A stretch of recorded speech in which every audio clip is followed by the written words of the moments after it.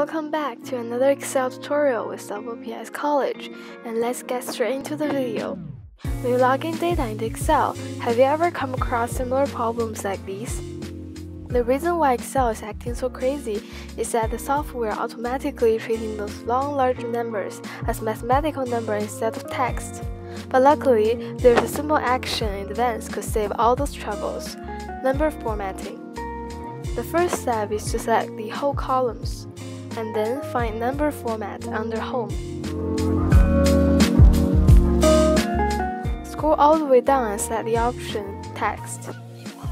Or, if you need to change the format for a couple of cells only, you can simply add a single quote mark in front of the numbers.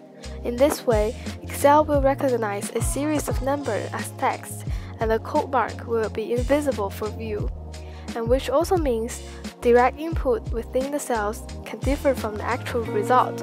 Let's take this chart as example. The 1 and 0 are a convenient way for data entry. A few steps could convert them into desired result.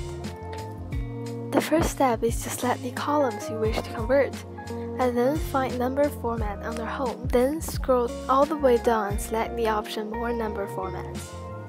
Select the option Custom and enter value. In this case, =1 and =0 are direct inputs.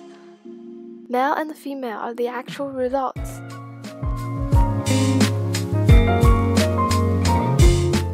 Let's practice using another example phone number.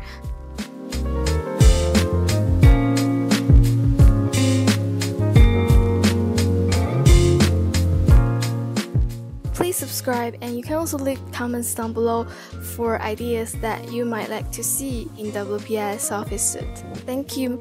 Bye bye.